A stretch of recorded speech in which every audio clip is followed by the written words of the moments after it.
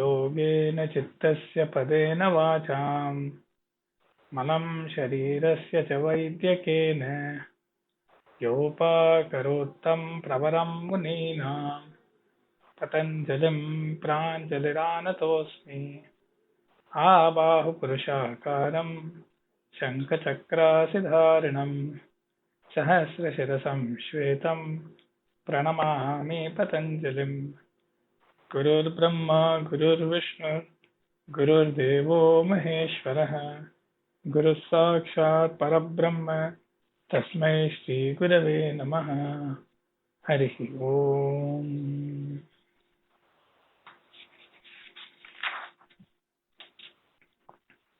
So today we begin with Sutra 3.26, which is the 10th of the saṃyamas mentioned in Vibhutipada so far. The sutra is bhuvanajñānaṃ sūrye saṃyamāt.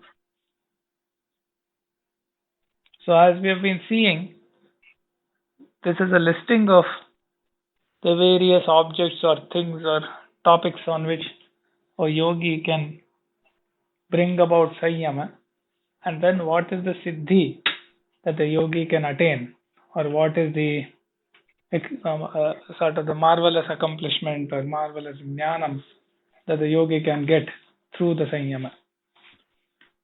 The other thing that we have been seeing is in the Vibhutipada, as part of this, Vyasa has also provided us with a brief synopsis of the various different siddhantas. Like we had seen in one of the saṃyamas, we had received a short introduction to Sanskrit grammar and Vyakarana in general. And similarly here in this sutra, it says sūrye saṃyamāt. So when saṃyama, which is dharana, dhyana, samadhi, the triad that comes about together, on Surya, what would the yogi get? He gets bhuvanajñānaṃ. So jnanam about the bhuvana, and we will see what that is in the long bhashya that is to follow.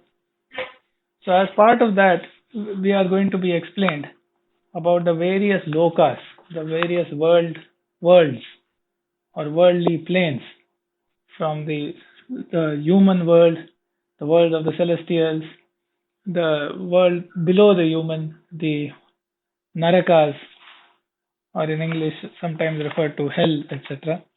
So there are multiple planes of existence, there are different worlds with different beings, as described in Puranas, Itihasas, etc.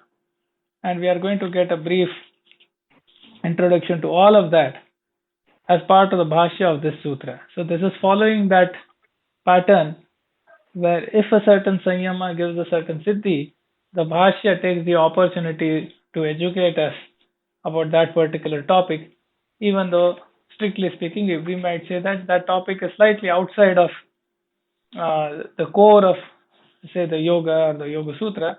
We are fortunate to learn about that topic as part of the bhashya for the corresponding sutra. So just like we learned a little bit about what we said was a brief shabdanushāsanam about Vyakaranam, here today we are going to learn about what we may say call esoteric geography, or the general conception of the various worlds as described in the Puranas, etc.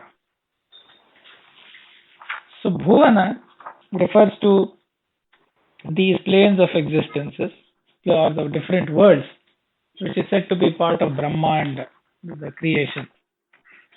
And the bhuvanajñānaṃ comes from saṃyama on Surya. Now, there is an interesting sort of a bifurcation or a multiple interpretation and tradition around this, specifically because towards the end of the bhashya, Vyasa has said, Surya dvare saṃyamam kritva. So some of the commentators have interpreted this to say Surya dvara refers to the Sushumna Nadi. So Tattva-Vaisaradi says Surya dvare Sushumna Nadyam. Whereas some other commentators say Surya refers to the sun, which is in the sky, or the sun god, etc. So for us as people learning about the text, we need to know that there are both of these interpretations. Both of these could be considered valid. And from this, one is supposed to get bhuvanajñānaṃ, because the Surya Prabha, the glow of the Surya, reaches all the worlds. Now, in parallel to this, even the lokas, the planes of existences, in the yogic tradition, it is said that all these planes or all these worlds, all these lokas are also there within the embodiment. This is under the overall broader dictum of Yat Pinde Tat Brahmande, Yat Brahmande Tat Pinde. Whatever is there in this created universe also is there within the body. Whatever is there in the body is also there in the created universe. And several Upanishads, even Chandogya Upanishad, etc., will draw parallels between prana within the body, vayu outside the body, etc. So similarly, here the bhuvana or the various lokas have been viewed as being within the embodiment as well as in the universe, in the creation, in the Brahmanda. And the Surya Saṃyamāt or Surya Dvara Saṃyamāt is referred and interpreted to mean the sun or the luster of the sun, as well as the Sushumna Nadi, which then opens into the Brahma Dvara and taking the Jiva into the Brahma Loka, etc. So this is about the Sutra, and then we will begin the Bhashya. So we are embarking upon this fascinating sutra, bhuvanajñānaṃ sūrye saṃyamāt. The bhuvanajñānaṃ is also, as you just have heard, a concept of esoteric geography. Now, this is little intriguing to modern man as to what is esoteric about geography. But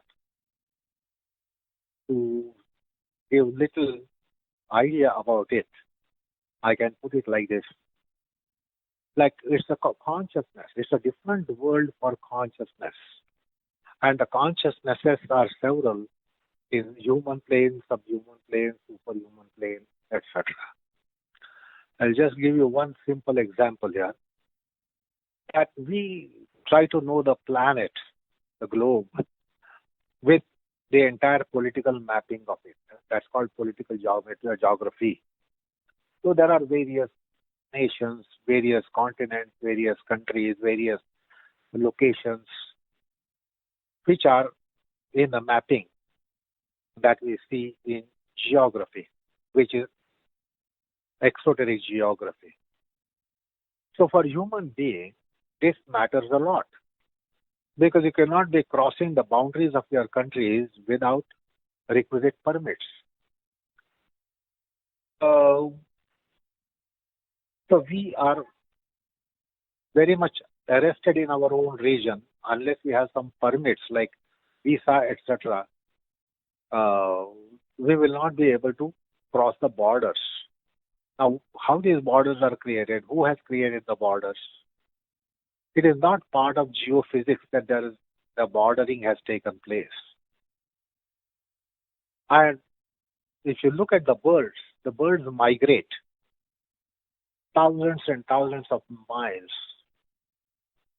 and they cross the boundaries of various countries. A bird doesn't need a visa or any permit to cross the boundary of one country and enter the neighboring country. It freely enters the neighboring country without hassle. Whereas we cannot be crossing the borders at all. So this political geography is something which is man-made. But for birds, it really doesn't matter. It doesn't matter for them whether it is Russia or Africa or South Asia or a South Asian country. They migrate freely from Russia to Southeast Asia, from Europe to Southeast Asia, from Southeast Asia to Europe. They keep on migrating to and fro. So for them, the globe is just a geophysical surface, whereas for us, it is political geographical surface. So it matters for mankind to cross the border of one's country and go to the neighboring country. For birds, it doesn't matter. Cattle, it does matter. Animals, it doesn't matter. The flies and insects, they don't matter at all. They can freely move from this boundary, this country to that country. The tiny insects, the birds. So similarly, there is concept of this universe. Astrophysics and astronomy will tell you about our planet, our globe, our solar system, our galaxy, neighboring galaxy, several galaxies, etc. Now, these boundaries are laid by human intelligence. Whereas just as for birds, the surface of Earth is totally different. The universe, as it is seen in astrophysics or astronomy, it is one. But there is something which is called esoteric mapping of the universe. And the whole system that is around us, the celestial things in the sky over the head, astronomy and astrophysics will define the physical manifestation of it and will describe the physical manifestation of it. That this is a star, that's a planet. This is a star of this grade and that is a star of that grade. That there are so many grades, yellow star, blue star, white star, etc., etc. Something is nebula. So man has given these names to different phenomena in the universe. Whereas the things is the archetypal plan of it. There is a totally different mapping of the universe as to what the universe is. So for us, the sun is a star and its parental body to our system. But that is only taken its astrophysical and astronomical dimension of it, and the sun is described and defined. That this is its diameter of the sun, etc. 880,000 miles of diameter, etc.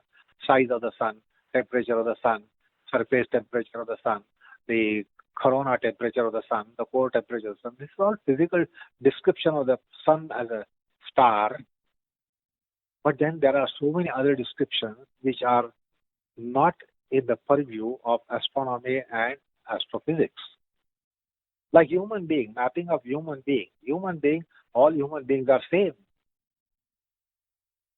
But there are so many esoteric aspects in every human being in terms of potentials, etc., etc.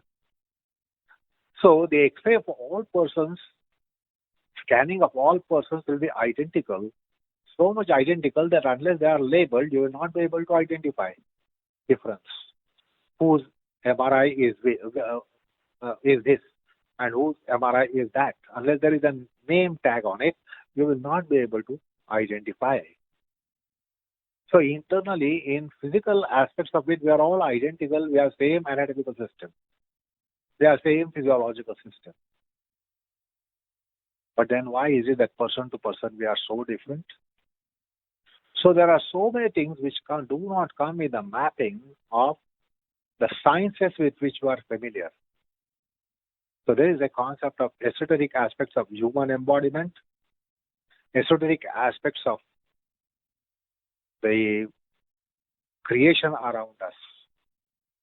And therefore, you just now heard from Srineet that there is something called esoteric geography. So what is this planet Earth? The astrophysicists will tell us that it has what you call as the surface of the Earth, crust, outer mantle, intermantle, core, inner mantle and core. This is the description of physical Earth. But there are so many other descriptions of the Earth apart from the physical dimension of it. Like human being has several dimensions and not just the physical dimension. Otherwise, all people have 2 legs and 2 hands and 1 trunk and 1 head. But there are so many distinguishing factors, typical factors, whereby one individual is totally dissimilar to another individual. That is because of the esoteric aspects. So students of yoga are aware of esoteric embodiment, esoteric anatomy, esoteric physiology. Similarly, there is esoteric geography with which we are being introduced. So this is not the description that you will get in astronomy and astrophysics. But this is the esoteric dimension of it and not the physical dimension of it. So it's an interesting topic to be considered. Now, astronomy and astrophysics doesn't say that sun is a celestial. It only says it's a celestial body. But Adhyatma tells us that it is a celestial being. Sun is a being. Sun is not only a being, it's a deity, and then the deity to the extent of what is called as Surya-Narayana. Now, who is going to identify it? The Narayan is Surya, the Almighty, the universal deity. Who is going to identify? The science is not going to identify.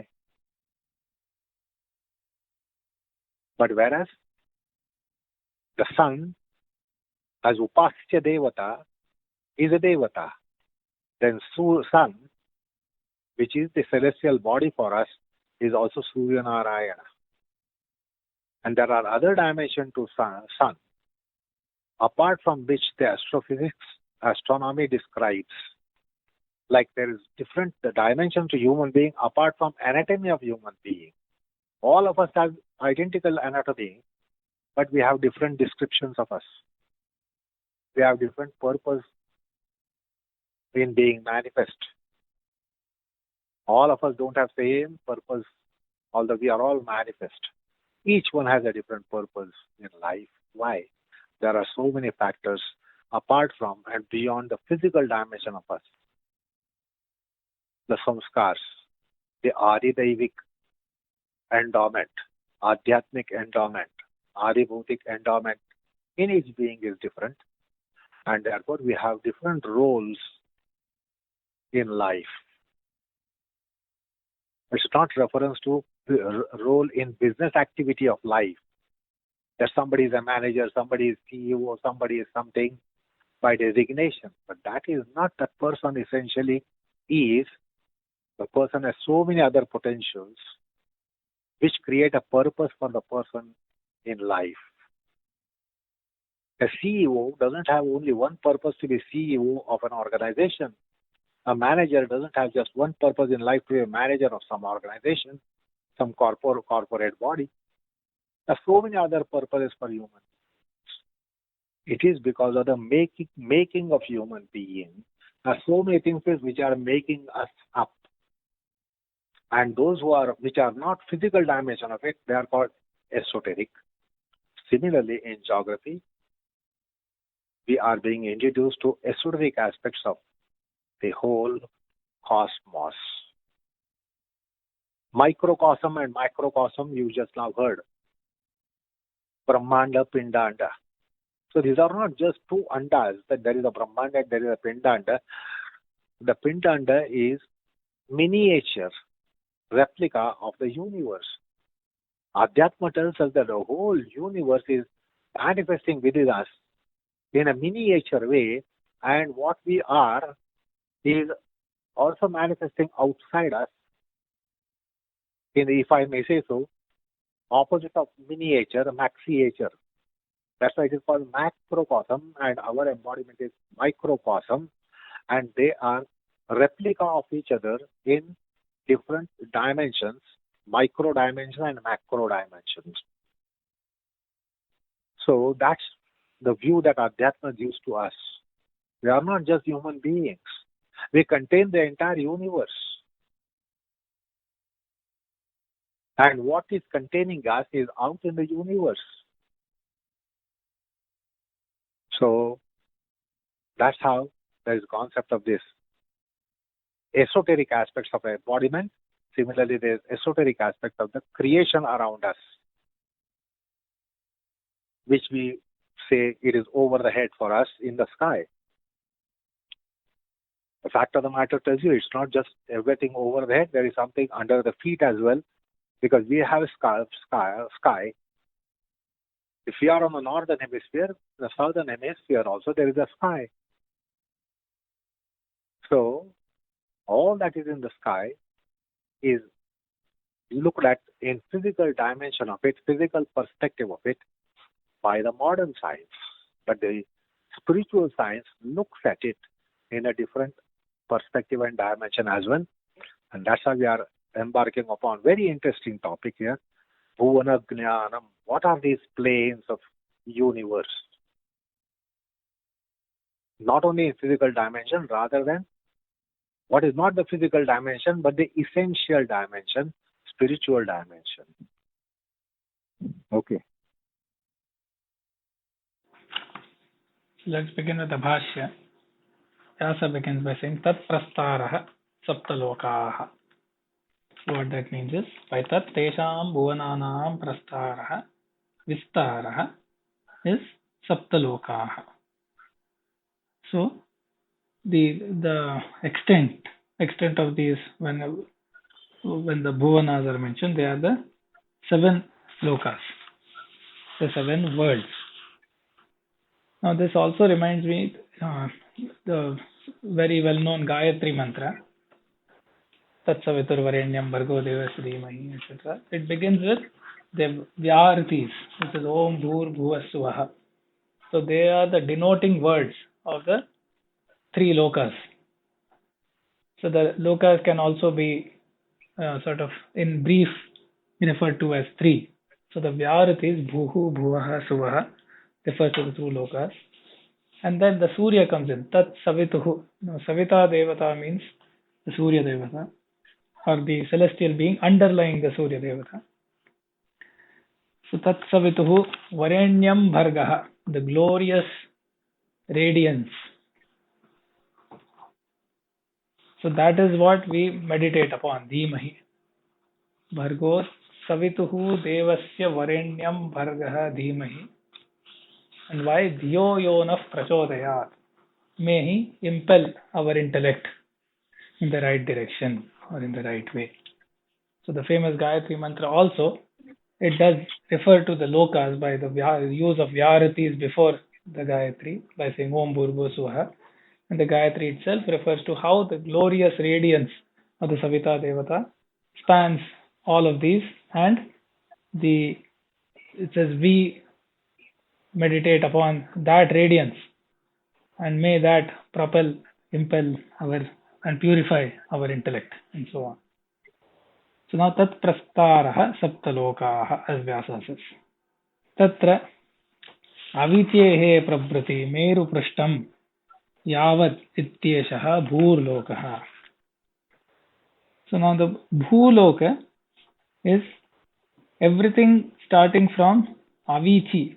Avici is the lowest naraka loka. So right from the lowest up to the Meru Prishta, the back of the Meru mountain. So you will hear a lot of names and terms here, and it may seem either too complicated or irrelevant, etc. But we are studying the text, we are trying to understand the various names. So let us go through it. But there are a lot of specifics here. So right from the lowest world up to the back of the Meru, it is referred to as the Bhur Lokaha. So when I said Bhur Bhuva Swaha, this is the Bhu Lokaha.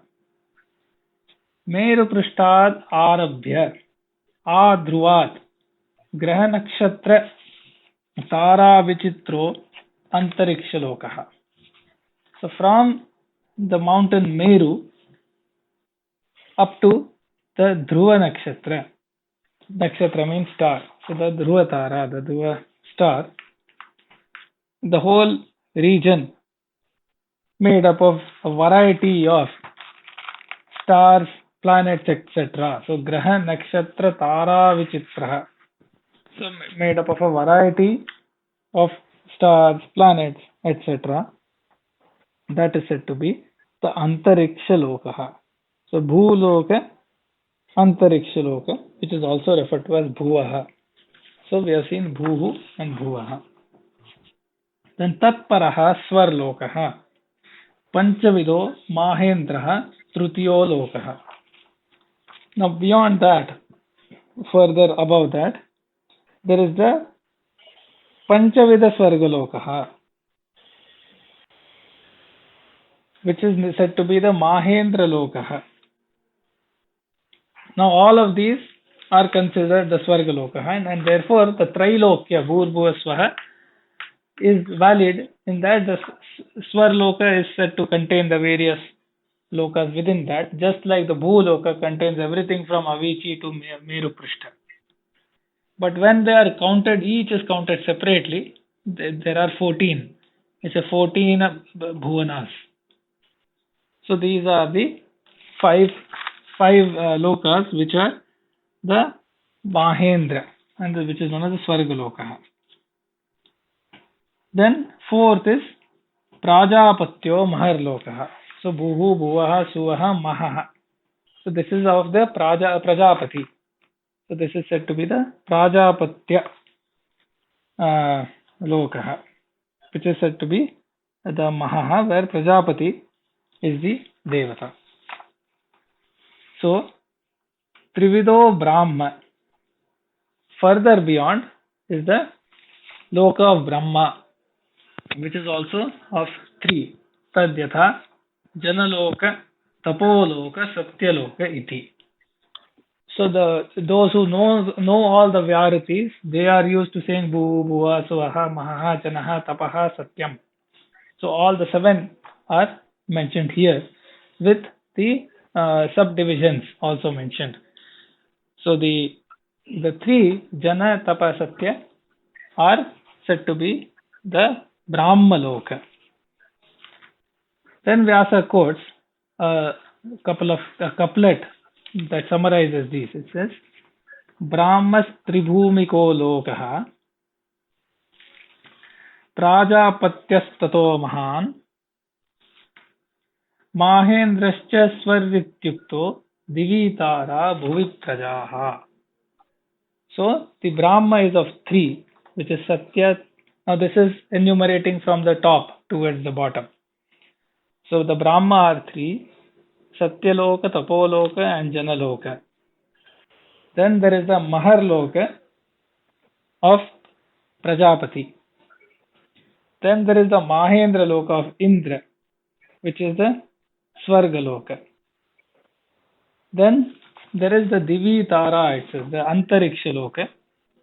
And then Bhuvi, which is the earth, etc. So those are the Prajaha, which is the Prajaloka. Praja refers to human beings and all the other various creatures. So that is the Sangraha Shloka. It's a Riti Sangraha Shloka, which in short summarizes all these lokas, and then we are going to go into further detail beyond this. So now let me continue. Now we go from the bottom to the top. So Tatra Avichehe. So we had seen Avichi as the bottommost Narakaloka. So Tatra Avichehe Upari Upari Nivishtaha Shan Maha Naraka Bhumayoho. So there are seven Narakas. Naraka or underworld it is referred to, or netherworlds. So the one below our terrestrial plane, they are referred to as netherworlds. So there are seven. Avichi is the bottommost, and there are six Mahanaraka Bhumayaha, as it says. Ghana, Salila, Anala, Anila, Akasha, Tama Pratishtha. So now the topmost among these netherworlds is the Ghana. Ghana means dense. So it says Ghanaha Shila Shakaladayah. So these are made of rocky substances. So that is Ghana Loka, the Ghana Naraka. Then Salila, which is the liquid substance. So that is Salila Pratishtha. So in water, or the liquid substance. It is also called the Ambarisha Naraka in some contexts. Next is Anala Pratishtha, which is fire and also referred to as Raurava. Then Anila Pratishtha, which is the Naraka, the netherworld, which is fully made up of Vayu, or the air element, or established in the air element. This is also referred to as the Maharaurava Naraka. Then Akasha Pratishtha, so which is there in the Akasha Tattva, which is sort of ether, or which is sort of completely full of emptiness or full of void, which is also referred to as the Kala Sutra Naraka. And then the Tamak Pratishtha, which is full of darkness. Tamas means darkness. So Tamak Pratishtha, which is completely full of darkness. So these, since all of this, along with the Meru or the terrestrial world, previously was referred to as the Bhuloka, now the lower nether regions have been described one by one. So these are the 7 Naraka Bhumis. Now, what about it? Yatra Swakarmoparjita Dukkhavedanaha Praninaha Kashtam Ayur Dirgham Akshipya Jayante. So what happens? Or what are these Naraka Lokas and other worlds about? So these are the places where, in these 7 nether worlds, all the various beings, so praninaha, the various creatures, swakarmoparjita dukkha vedanaha, so they encounter the painful bhogas which they have earned through their own deeds. So swakarmoparjita, earned through their own non-meritorious deeds. They have earned the suffering, and it is that suffering, kashtam, the difficult suffering, dirghamayuhu, where the long life of suffering, akshipya means adaya, which means having taken, grihitva, svikritya. So they take this long life of suffering in the nether worlds, and these are the nether regions, jayante. So they are born here to undergo the suffering that is a result of their own deeds. So these are about the nether worlds. Then it further says, tataha, beyond Avici. So tataha means avichehe adaha, below the Avici. There is so Avici was the lowest of the so-called nether worlds, which is still part of the Bhuloka. And if you see, there is a certain correspondence between what we call the crust, because the first is Ghana, which is the rocky, then the liquid, watery, and so on. So we saw the list up to the lowest, which was the darkest. Beyond that, tataha, so further below, Mahatala, Rasatala, Atala, Sutala, Vitala, Talatala, Patalakhyani, Sapta Patalani. So there are the 7 patalas, which again in English we will say nether worlds. So there are 7 patala lokas beyond that. So this completes the description of sort of the worlds that are below what we would call the terrestrial plane. And there is the naming and description, because Vyasa is giving a brief synopsis.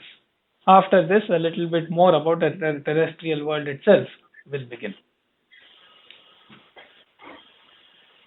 So we are used to calling something as terrestrial world, and then celestial world, which we point out upwards, and then the infernal world, which we point out downwards. So something below us is referred to as, in common man's parlance, as infernal world, and something above us is referred to by a common man as celestial plane and celestial worlds. Those are the 3 planes with which common man is also familiar, that there are 3 lokas: our plane, and the plane above us and the plane below us. So terrestrial plane, celestial plane, and infernal plane. So globally people are aware of these three planes of creation. And now here you just heard the description of these lokas, and Srineet explained you the Sapta Vyavruti Gayatri, which circumscribes these 7 lokas. So the one on which we are living is called Bhuvu. Then we have space above us, and that space contains all these celestial bodies such as planets and stars and nebulae, etc. So that's called Bhuvarlokam. But then we are described something even beyond it. So you just now heard from Vyasa's commentary, Dhruva, up to Dhruva, it is Bhuvarlokam. And then came the mention of the next plane called Swargalokam. So Bhuvaha, Bhuvarloka, Bhuloka, Bhuvarloka, Suvarloka. And the Suvarloka is called Mahendraloka. And then came the 4th one of Prajapati, Janoloka. Then came Tapoloka and Satyaloka in the description that Vyasa gave us. So we are aware of these 7 planes, Bhuhu, Bhuvaha, Suvaha, Maha, Janaha, Tapa, and Satyam. So these are the 7 planes above us. So Vyasa commences by mentioning the 7 planes which are said to be, which we deem as celestial planes. So he names those 7 planes above us. And then he mentions the 7 planes below us. Bhuhu, and then below the Bhuloka, there are 7 planes which are referred to as the netherly planes. So those are described as Atala, Vitala, Sutala, Tala, Atala, Mahatala, Patala, Saptalokas. So there are also 7 planes below. And the infernal plane, according to Karma Siddhanta, is to meet the fructification of ill deeds, bad deeds, sinful deeds. And 7 planes above us give us the fruits of meritorious deeds. Because the terrestrial plane cannot offer fruits for all our deeds. Because there are limited objects on the terrestrial plane, the global plane, the earthly plane, and limited fruits are available. You cannot be getting fruits for every kind of karma. Because we can commit very intense virtue to very intense vice. And therefore, in eschatology, there is a provision for movement to various planes. So to enjoy the fruits of meritorious deeds, which is not available on the planet, we'll have to go to higher planes. We need to go to Swargaloka. So we know that Punya takes us to Swargaloka. The more and more of Punya will take us to higher planes which are above Swargaloka. Maholoka, Tapoloka, Janoloka, and the Brahmaloka, Satyaloka. So the fruits are available for all kinds of deeds which human being performs, although they are not available in the market of terrestrial world. They are available in the market beyond the terrestrial world. And therefore, Karma Phala Vyavastha needs these 7 planes progressively, where we will be able to get our fruits of our deeds. Then there are 7 lower planes, netherly planes, infernal planes, for the unscrupulous, sinful activities that human being is capable of carrying out. And for that purpose, the life will be sent to infernal planes, lower planes, such as Atala, Sutala, Vitala, Talatala, Rasatala, Mahatala, Patala, where the fruits will be available for the deeds which are performed. So no deed goes without a fruit. That is the arrangement in the cosmos.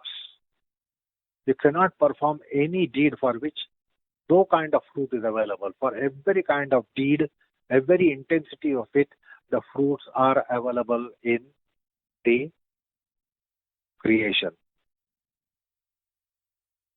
But many times on the terrestrial plane, we experience that we perform so many things, we have so many things, but we cannot be getting in exchange of that wealth or money, is that what we can be having corresponding to it.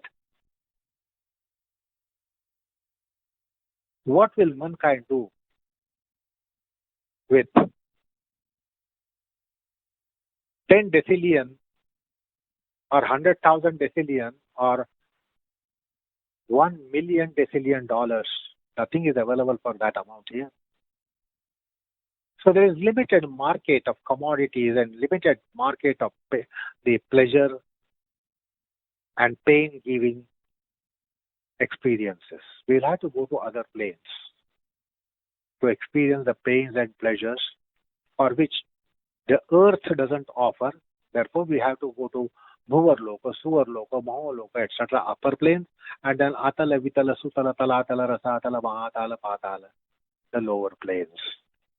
That's why this arrangement is there in the cosmos. And that's why we are given the eschatological movements where we migrate, transmigrate, and get our karmas fructified justifiably. So that's the arrangement in eschatology of 7 planes. But as it is, the universe is made up of 7 planes above and 7 planes below. This is what the esoteric aspects of whole geography of creation is mentioned. And we are familiar with the 7 lokas above, 7 lokas below. So that's the description of Urdhva Loka and Adho Loka. 7 Urdhva Loka and 7 Adho Loka. And we are in the border of it. We are in the middle of it. That's called Bhuloka. Okay. So about the Bhuloka, Vyasa goes into further detail. He says, Bhumiriyam Ashtami. So the Bhumi is the 8th. So how is it the 8th? If you start counting from the bottom, the 7 patalas that we said, then it is the 8th.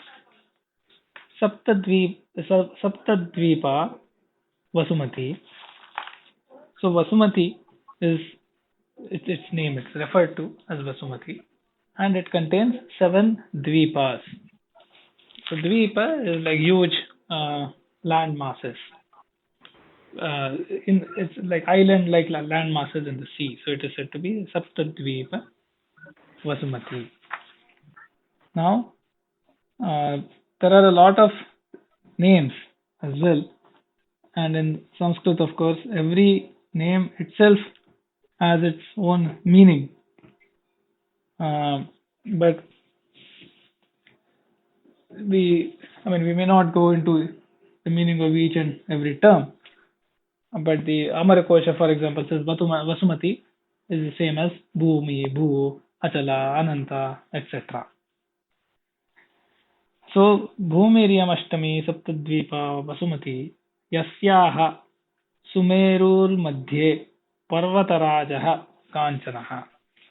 So, in the center of this Bhumi, who is also referred to as Vasumati, in her center there is this golden Parvata, the golden mountain, the famous mountain, Sumeru Parvata. So Parvata Rajaha, it is said, the king of Parvatas, the king of mountains, Sumeru. Kanchana, golden. Tasya Rajata Vaidurya Sphatika Hemamanimanyani Shrangani. So that mountain is supposed to have 4 peaks, which is of different colors. So Rajata, so silver.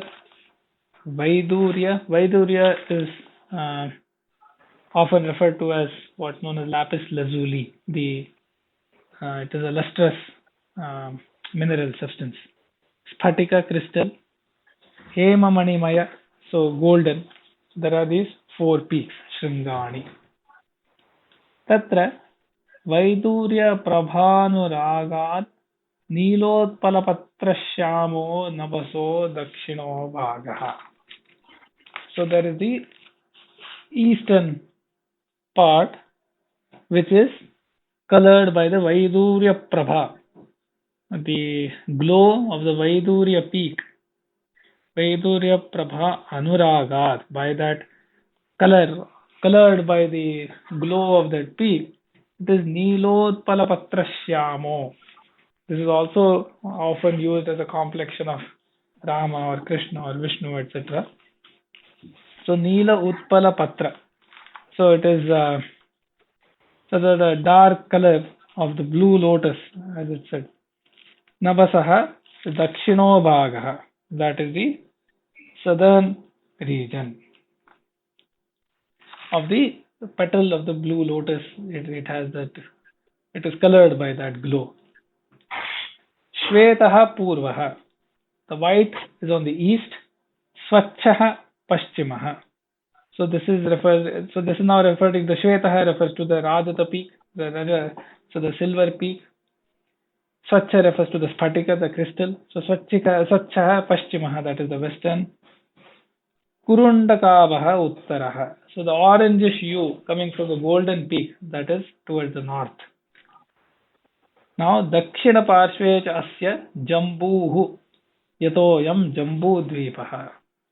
So to the south of all this, there is said to be Jambu, which is the famous Jambu tree, due to which that land is known as Jambudvipa. So Jambu is usually, in Hindi it is a jamun.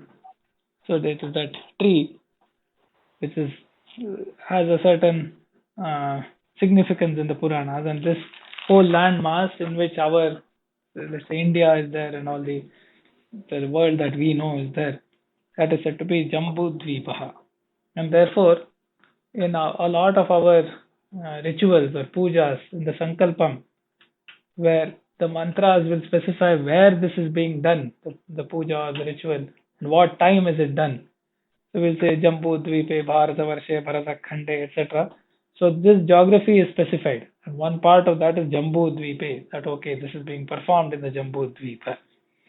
And then Meroho, Dakshine Parshve, and then the time comes, Shatabde, such and such Samvatsare, etc., depending on the time. So this is the Jambudvipa. Tasya Surya Pracharat Ratrindivam Lagnamiva Vivartate.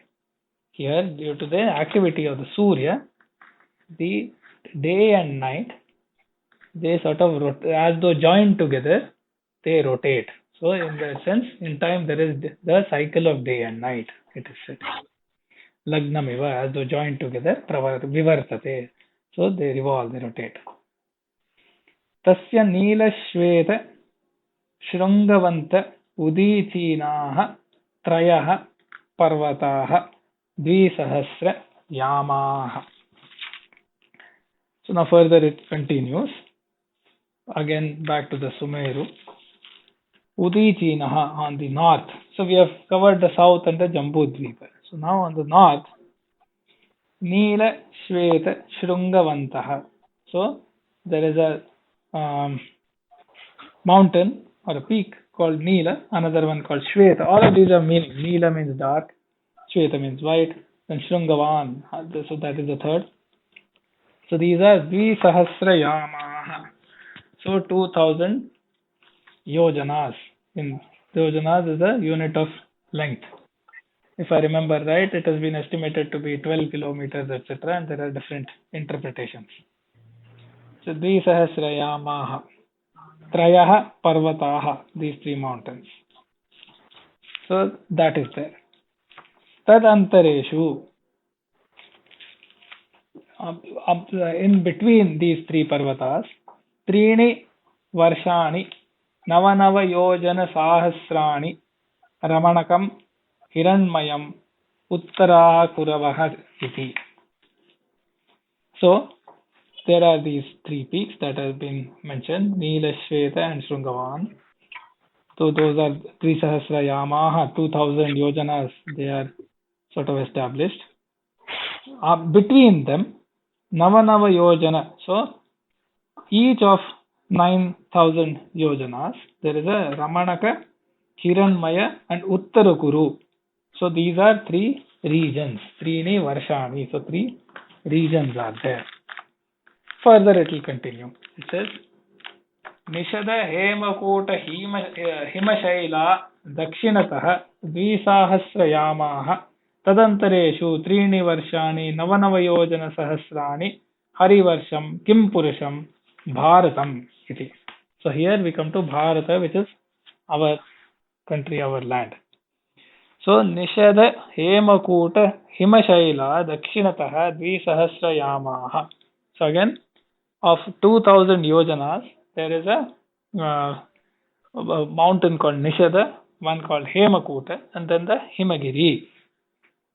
Himagiri is another name for Himalaya.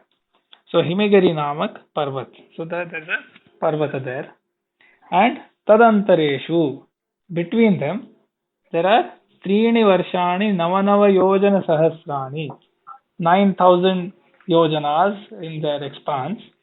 There is a Harivarsha, Kim Purusha and Bharata.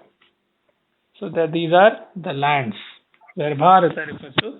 Bharata Varshe, Bharata Khande, like I said. So here also it says Bharata is a Varsha, which is to the south, which is between the Nishada Hemakuta and the Himagiri Parvata.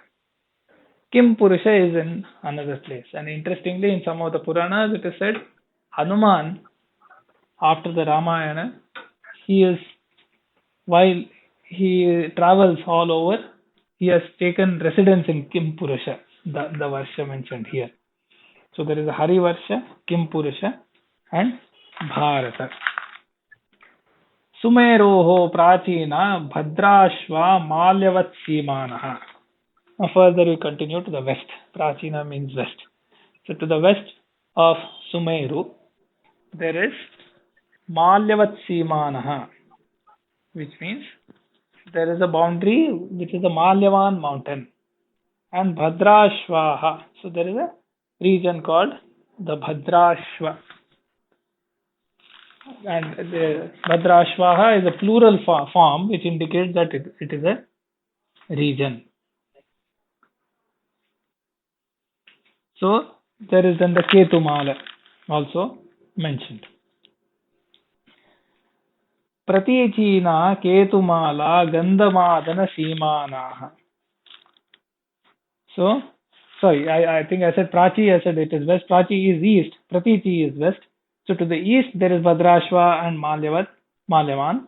And then the Pratichi, there is on the west, there is the Ketumala and the Gandhamadana Parvata, to that mountain. Now Madhye, in between all of these, there is Madhye Varsham Ilavratam. There is a land called the Ilavrata. Okay.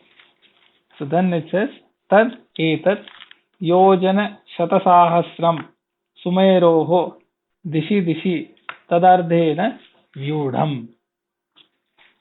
So this is 100,000 yojanas. What? This Jambudvipa, which is on all sides of the Sumeru. And it is tad ardhena vyudham, means it is sort of divided by half of its expanse. Tad ardhena vyudham. स खलु अयं शतसाहस्रयामो जम्बूद्वीपः ततो द्विगुणेन लवणोदधेन वलयाकृतेन वेष्टितः. So this Jambudvipa, which has been referred to as in all the direction divided and so on, as discussed, it is surrounded by the Lavana Udadhi, which is the salty seas, which surround it. Valayakriti means like a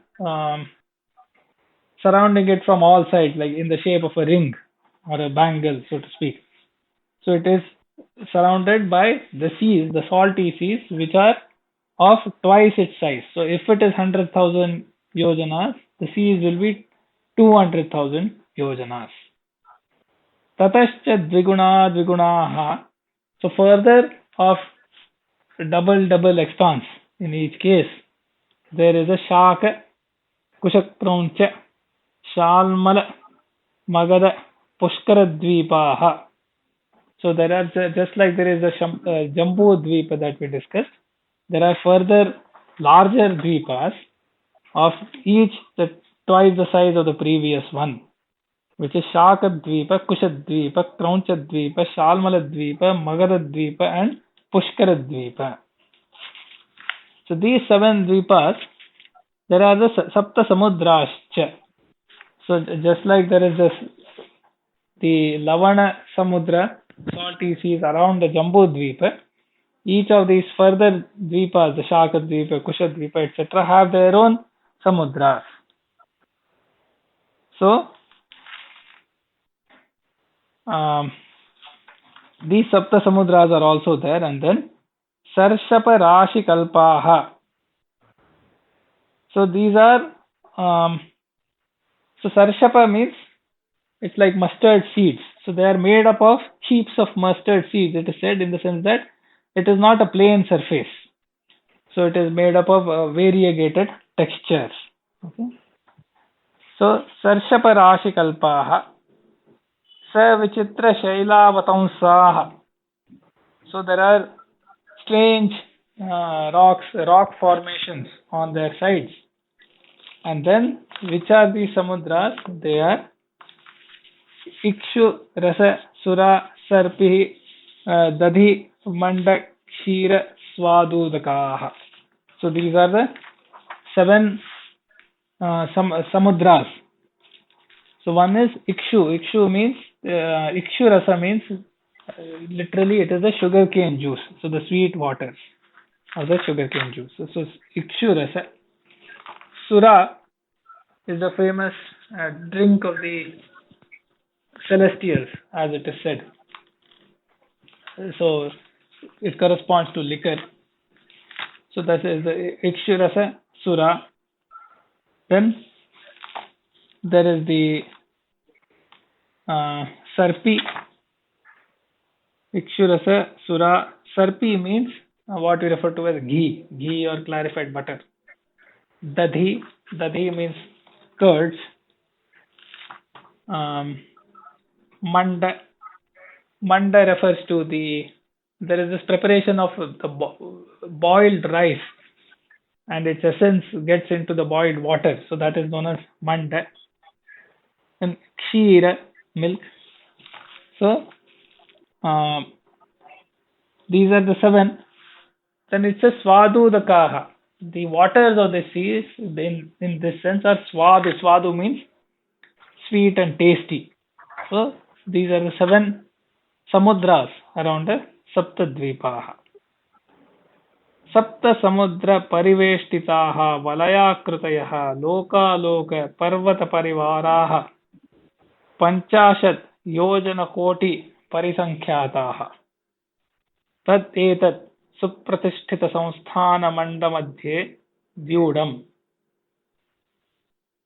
Andam Cha Pradhanasya Anuravayavo Yathakashe Khadyota iti. So now this is a very significant and beautiful statement. So all this huge area described, 100,000 yojanas, 2,000 yojanas, each or twice the size of the other, and therefore exponentially increasing, etc. So this whole land, Sapta Samadra Veshtita, surrounded by the seven seas, Valaya Krutayaha, of the shape of the ring, Loka Loka Parvata Parivaraha, huge mountains, there are families of mountains, Panchashat Yojana Koti Parisankhyaataha, so 50 crore yojanas, so that this size and extent, Tad Etat Sarvam, all of this, Supratisthita Samsthana Mandalam, well established regions with a well established structure, this whole mandala, Andamadhye, so this is in that Brahmanda, this unit of creation.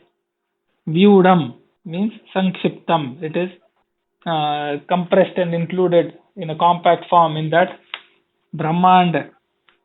Then Andam cha, this whole huge thing, this Andam, Pradhanasya, with respect to the Pradhana Prakriti, the fundamental Prakriti, Anu Avayavaha. This is like an infinitesimal part of the whole Prakriti. Yatha Akashe Khadyotaha. In the huge sky, if there is a small firefly, how small is it? It is this whole Brahmanda, which is of this huge extent, this rich description. All of this is but an infinitesimal part of the Pradhana Prakriti, it says. So this is how the Bhuloka is mentioned in high detail, and with several references found in the Puranas. Here we get a brief synopsis, and Vyasa ends by saying, after describing such large regions, finally he says all of this is an infinitesimal part of the Prakriti, like a firefly in the sky. So this is, there is yet quite a bit of Bhashya to go, but at this point we take a pause. So what was described was the Bhuloka in esoteric sense. Well, this will be quite intriguing to a common man on empirical plane. But in order to open out some kind of vision, I can say it this way, that you have very beloved mother, beloved wife, and to take that person to a radiological department of the hospital. Now that person is extremely invaluable for you, being your mother or father or spouse, your wife or your child. But the radiologist doesn't have that at all.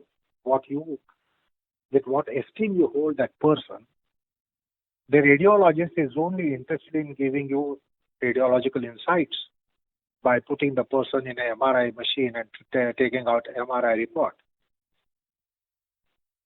But the person to us means totally different. And behind you in the queue, there might be another person who is nothing for you, no one for you, unknown person. You don't regard that person also. The same person also goes for the same MRI, etc. The same amount is charged. That person is of no value for you, but the person with you, your parents or your child or your spouse, extremely valuable. So the perspective changes. For radiologists, it doesn't really make difference whether it is a revered person to you or very beloved person to you or an unknown person to you. It really doesn't matter. But there are different views. Now, with esoteric description of this geography, we are not in a position to easily digest it. Because if I go to Switzerland and describe Switzerland, you can go and testify that yes, Switzerland is like that. So why we go to Switzerland? Why human being goes to Switzerland from all parts of the globe? And why a bird and insect and worm goes to Switzerland are two different things. What do you see in Switzerland? You see the beauty for human eyes. But animals and birds and creatures don't go to Switzerland for the beauty that human being looks for in a place like Switzerland. Why the birds fly to Switzerland is a different reason. What do they see in Switzerland? Totally different reason. Why the insects are seeing, what are they seeing in Switzerland? totally different. Our description will not be enticing them. Their description, the description will not be enticing us. But there are so many visions to look at Switzerland. So we are only looking at the human dimension, human vision, and we are trying to understand what is this planet, what is where in this planet, what is beauty, what is bewitching beauty, etc. on this planet, what is a marvel on this planet. There are 7 wonders, but these 7 wonders are not there to eagle, sparrow, crow, elephant, lion, tiger, cows and buffalo. The 7 wonders are for human eyes. They will have some other wonders for their eyes with which we are not familiar. We don't have taste for those. So this is esoteric. That means the vision for a realized one. From their vision, they are describing the planet Earth, which you just now heard. If you try to search all over the planet, you will not find anything of this. Why is this? It is because we have mortal eyes. I will end with a simple example. What is the sun? What the sun has been for generation after generation after generation for last, whatever, 4,000 million years. But there was exception, a case of Vishwamitra. For him, the vision of sun was totally different. What you and me see in the sun, perhaps it's all common. All of us, all our generations for us, thousands of millions of years are seeing the same sun. There is no marvel. But for Vishwamitra, it was totally different vision. The Savita Devata. And that's why he got intuitively the Gayatri mantra. Vishwamitra got the Gayatri mantra by intuition, by his vision of sun. So it was Savitra Devata, Savita Devata, and the glorious thing which the Gayatri has significance for the sun. But for you and me and mortal, we don't have the significance. For astrophysicists, this is not that's not the significance. No astrophysicist came out with Gayatri-like mantra looking at the sun, because they only looked at the physical dimension of the sun, or maybe the geophysical aspects of the sun, the physical manifestation at the core and from core to periphery and periphery to core, and they describe the various planes of the sun. But there is another dimension, like there is another dimension for you. Your beloved person is not just a human being with 2 legs and 2 hands and 1 head and 1 trunk, but it means a lot to you. You are prepared to give your life to that person because you see something else in that person. And it is only you who will cite that. No one else will cite what you cite in that person being very revered to you, that person being beloved to you. No other person will be citing what you cite. So this esoteric geography of the planet Earth, which you heard so far, is a description in the eyes of Kavi. You and me look at dapper eyes. What description do we give? Shape, form, color, maybe odor. But then what description with which Wordsworth came out? Someone like Milton would come out. So those poets have different vision for the same object. And that's why they are called poets. They have insight. So this is vision of the earth of those people, the seers and sages who had deep insight, and therefore their description was altogether different. So that is esoteric aspect, because they realize realities. It's not only their description. They realize the reality,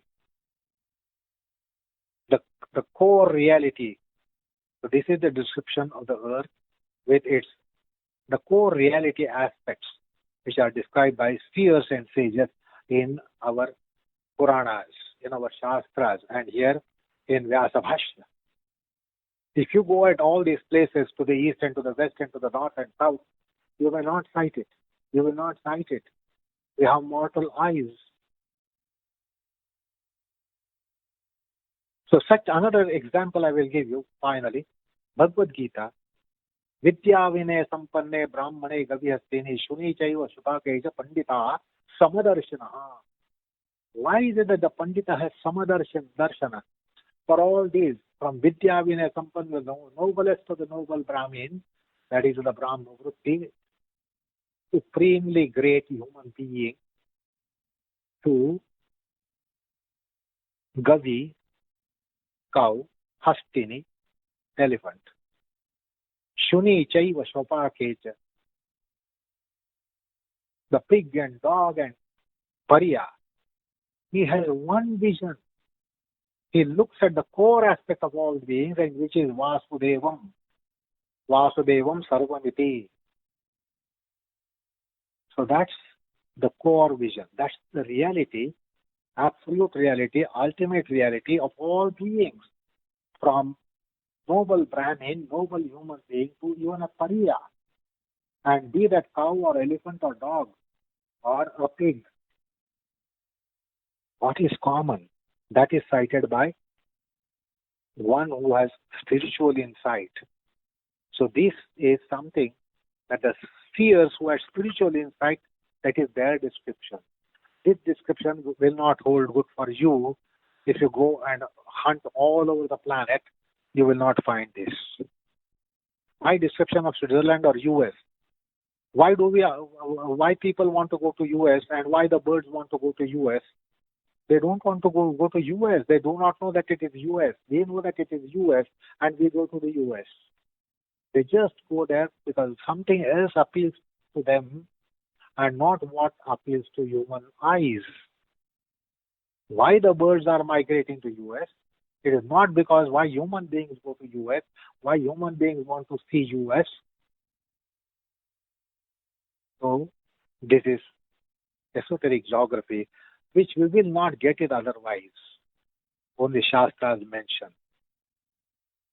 So I just wanted you to understand how esoteric aspect is something which is to be considered in philosophical pursuit of reality and not empirical pursuit of reality. You will never get it. Even if you get it, it is of no avail. Anyway, I try to decipher some of the things which otherwise would be intriguing and which might be even strange and weird and meaningless for a very temporal person. But these are realities. That is what student of philosophy should bear in mind. Okay. Let's recite the shlokas on Guruji and stop for today.